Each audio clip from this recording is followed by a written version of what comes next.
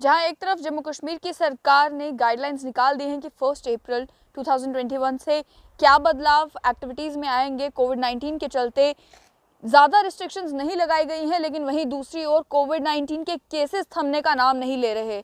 आज की अगर मैं बात करूं, आज 4 मौतें जम्मू कश्मीर में कोविड-19 के कारण हुई हैं, जिनमें से 3 मौतें कश्मीर डिवीज़न से हुई हैं और 1 मौत जो है वो जम्मू डिवीज़न से हुई है।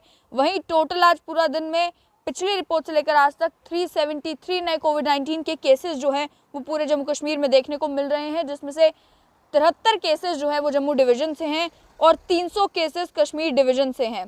साथ ही आपको ये भी बता दें कि 26 लोग जो हैं वो जम्मू डिवीज़न से रिकवर किए हैं कोविड-19 से और 105 लोग जो हैं वो कश्मीर डिवीज़न से रिकवर किए हैं, जिन्हें डिस्चार्ज कर दिया गया है।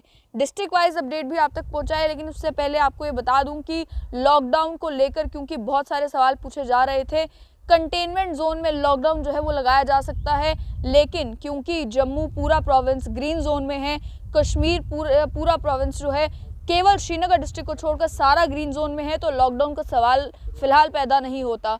रेड जोन में लखनपुर के एरिया को रखा गया है और जवाहर टनल के दोनों साइड के एरिया को रखा गया है। वहाँ पर अगर सरकार चाहे तो है किसी लोकल लॉकडाउन को अलाउ कर सकती है, लेकिन उसमें भी जो प्रोसीजर है ये बताया गया है कि डिस्ट्रिक्ट मजिस्ट्रेट जो हैं उन्हें पहले स्टेट एग्जीक्यूटिव कमेटी को बताना है, एमएचए से कंसल्ट करना है, उसके बाद जाकर कोई लोकल लॉकडाउन लग सकता है।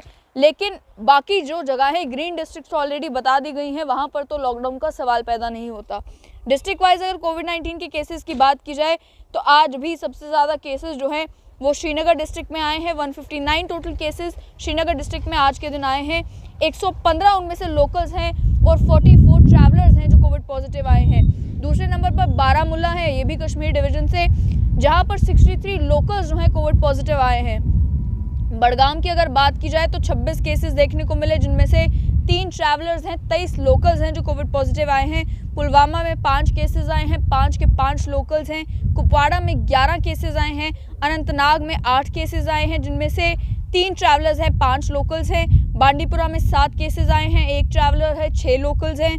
गांदरबल में 8 केसेस आए हैं, 1 ट्रैवलर है, 7 लोकल्स हैं।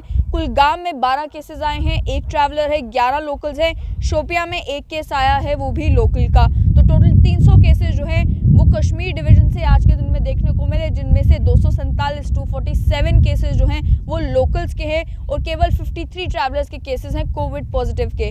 वहीं अगर जम्मू डिवीज़न की बात की जाए तो जम्मू में 73 केसेस जो हैं वो आज पूरे दिन में आए हैं, जिनमें से 45 केसेस जम्मू डिस्ट्रिक्ट से आए हैं, जिनमें 41 केसेस लोकल्स के हैं और केवल 4 केसेस ट्रैवलर्स के हैं।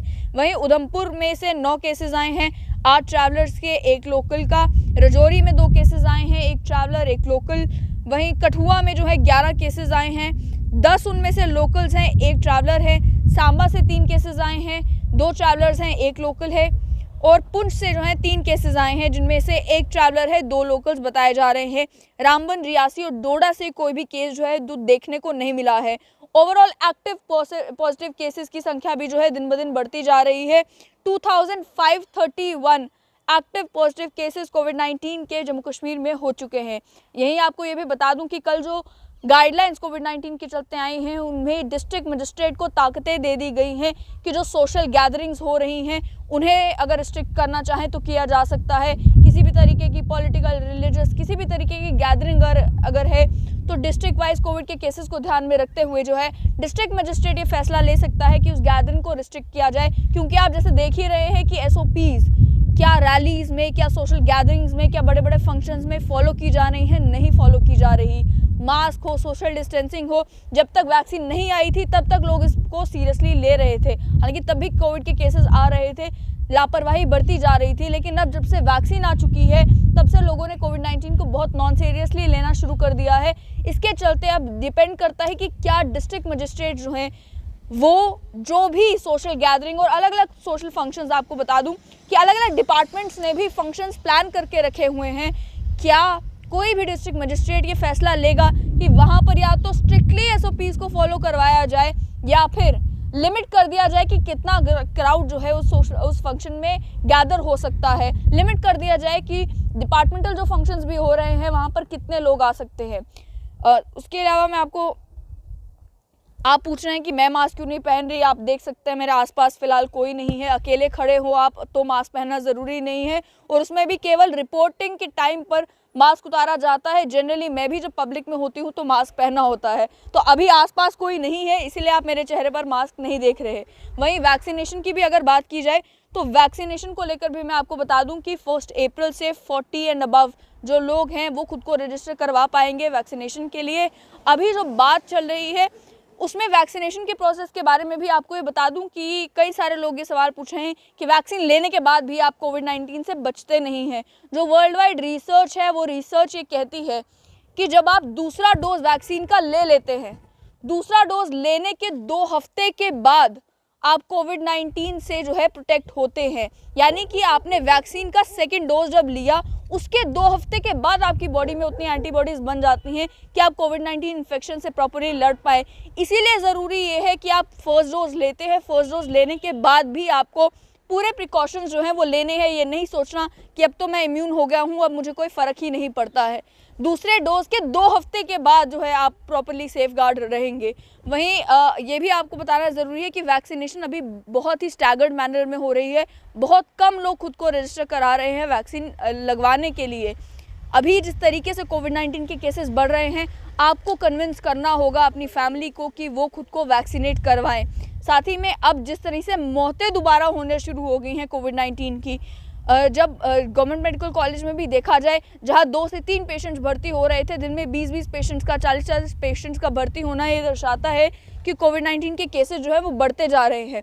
बिल्कुल टूरिज्म डिपार्टमेंट के फंक्शन जो है वो भी हो रहे हैं। उसके अलावा जैसे कि मैंने कहा कई सारी सरकारी विभागों ने भी फंक्शंस प्लान करके रखे हुए हैं, गैदरिंग्स प्लान करके रखी हुई हैं। अब ये डिस्ट्रिक्ट मजिस्ट्रेट पे डिपेंड करता है कि क्या वो उन सोशल गैदरिंग्स को लिमिट करते हैं, यानी कि एक सीलिंग सेट करते हैं कि इतने लोग ही जो हैं उस फंक्शन में गैदर हो सकते हैं, या फिर ये इंश्योर करते हैं कि एसओपीज़ को प्रॉपर्ली फॉलो किया जाए। क्योंकि अक्सर जब हम फंक्शंस में देखते हैं तो वहाँ पर एसओपीज़ फॉलो नहीं हो रही होती हैं, और अगर फंक्शंस में, सरकारी फंक्शंस में एसओपीज़ फॉलो ना हो तो आम आदमी ये सवाल पूछता है कि मेरा चालान आप क्यों कर रहे हैं। आप मुझे सड़क पर चलते हुए पकड़ लेते हैं, मुझे 500 रुपये चालान करते हैं, लेकिन जो सोशल गैदरिंग्स हो रही हैं, बड़े बड़े फंक्शंस हो रहे हैं, वहाँ कोई मास्क नहीं पहन रहा, आप उन्हें कुछ नहीं पूछ रहे। तो ये डबल स्टैंडर्ड जब होता है तब आम आदमी भी जो है सवाल पूछना शुरू कर देता है कि सारे फ़ाइन जो है वो क्या मुझसे ही वसूले जाने हैं, या फिर एक्चुअल में आपको कोई वे आउट निकालना है जिससे कोविड-19 के केसेस जो हैं वो कम हो। वहीं दूसरी ओर श्रीनगर को ऑरेंज डिस्ट्रिक्ट इसलिए बनाया गया है क्योंकि लगातार हाईएस्ट नंबर ऑफ केसेस जो हैं वो श्रीनगर डिस्ट्रिक्ट से पिछले कुछ दिनों में देखने को मिल रहे हैं। अब देखना यह है कि डीसी श्रीनगर ने तो ऑलरेडी ये कह दिया है कि किसी को अगर बिना मास्क के देखा जाता है तो उसका ऑन द स्पॉट जो है कोविड का टेस्ट किया जाएगा। लेकिन क्या ये एक्चुअल में पॉसिबल हो पा रहा है? अगर हो पा रहा होता तो लगातार इतने केसेस जो हैं वो देखने को नहीं मिलते। वहीं जम्मू कश्मीर में रेड जोन जो बनाए गए हैं लखनपुर को और जवाहर टनल के दोनों साइड, इसे रेड जोन क्यों बनाया गया है? क्योंकि लगातार ट्रैवलर्स जो हैं वो आ रहे हैं, जा रहे हैं, उसके चलते रेड जोन बनाया गया है। लेकिन वहाँ पर भी किसी तरीके का लॉकडाउन फिलहाल नहीं लगाया गया है, क्योंकि एमएचए की ही गाइडलाइंस कहती हैं कि आप ट्रैवलिंग के ऊपर जो है किसी भी तरीके का बैन नहीं कर सकते। आप किसी को भी जम्मू कश्मीर आने से या जाने से नहीं रोक सकते। जम्मू से किसी को कश्मीर जाना है आप उसे नहीं रोक सकते। तो ट्रैवलिंग पर किसी तरीके की रिस्ट्रिक्शंस फिलहाल नहीं है। केवल एक ही चीज़ है कि कोविड का टेस्ट आपका वहाँ पर करवाया जाता है, जो कि मैंडेटरी रखा गया है। तो फिलहाल तो कोविड अपडेट में इतना ही कि 4 मौतें आज पूरा दिन में हुई हैं, जिनमें से 3 कश्मीर डिवीज़न से हुई हैं और 1 जम्मू डिवीज़न से हुई हैं। बिल्कुल सभी एसओपीज़ को फॉलो करें, मास्क पहने, स्टे सेफ।